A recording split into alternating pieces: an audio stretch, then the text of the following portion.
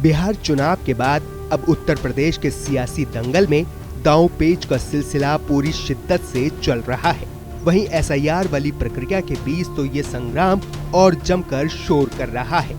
SIR के जरिए चुनाव आयोग जहां वोटर लिस्ट के घुसपैठियों को बाहर करने में जी जान से जुटा है, तो वहीं यूपी की योगी सरकार ने बनाया है घुसपैठियों को बाहर करने के लिए डिटेंशन सेंटर वाला प्लान। देखिए, उत्तर प्रदेश की हमारी योगी सरकार निष्पक्ष और पारदर्शी तरीके से उत्तर प्रदेश की व्यवस्थाओं को लागू करने के लिए जानी जाती है और उत्तर प्रदेश में भयमुक्त माहौल देना, उत्तर प्रदेश में एक ट्रांसपेरेंसी व्यवस्थाओं के साथ काम करना, ये हमारी योगी सरकार का हमेशा लक्ष्य है। इसी जिम्मेदारी के साथ जनता ने जो है सरकार की जिम्मेदारी हमारे कंधों पर सौंपी है, तो हम उत्तर प्रदेश को एक विकसित माहौल देते हुए, एक सुरक्षित माहौल देते हुए आगे बढ़ रहे हैं। दरअसल सीएम योगी ने सूबे के सभी जिला अधिकारियों को अवैध घुसपैठियों पर तुरंत और सख्त कार्रवाई करने के निर्देश दिए हैं। हर जिले में अस्थायी डिटेंशन सेंटर बनाए जाने के आदेश दिए गए हैं।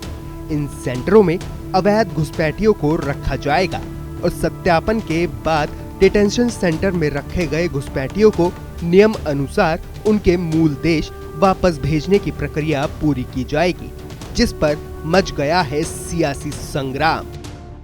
देखिए, कहाँ है घुसपैठिए, हम पता नहीं है कहाँ। चलो बिहार में बात हो या बंगाल में बात हो तब तो समझ में भी आता है, यहाँ उत्तर प्रदेश में कहाँ घुसपैठिए हैं। और ये सरकार की जो मंशा है ये सही नजर नहीं आती। इधर सीएम योगी एक्शन में है तो वहीं समाजवादी पार्टी के मुखिया अखिलेश यादव भी खूब मुखर है। एसआईआर पर सपा का दावा है हर विधानसभा से तमाम वोट काटे जाने की साजिश है। और तो और अखिलेश यादव ने एसआईआर की प्रक्रिया को 3 महीने और आगे बढ़ाने की मांग भी की है। सपा ने भी मुख्य निर्वाचन अधिकारी को चिट्ठी लिखकर 403 विधानसभा क्षेत्रों के 1,62,486 पोलिंग स्टेशनों पर एसआईआर प्रक्रिया की पारदर्शिता का प्रश्न उठा दिया है।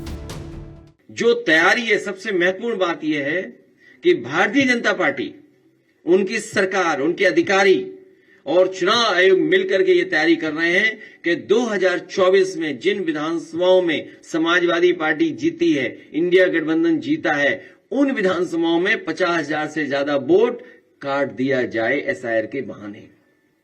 यही यूपी में हो रहा है, यही वेस्ट बंगाल में तैयारी चल रही है। खिसियानी बिल्ली खंबा नोचे।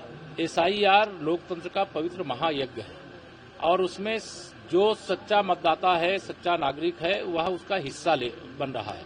जो डुप्लीकेट मतदाता बने हुए हैं उनके नाम कट रहे हैं, जो घुसपैठिए मतदाता हैं उनके नाम कट रहे हैं, जो स्वर्गवासी हो गए उनके नाम कट रहे हैं, जो युवा मतदाता है 18 साल जिनकी आयु हुई है उनके नाम जुड़ रहे हैं।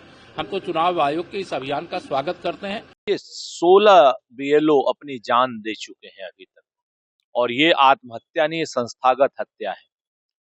भारतीय जनता पार्टी हो, चुनाव आयोग हो, इनका दबाव इस कदर है बीएलओस के ऊपर कि वो आत्महत्या करने को मजबूर हो रहे हैं। आखिर क्या कारण है कि चुनाव आयोग 3 महीना एडिशनल और क्यों नहीं दे देता है?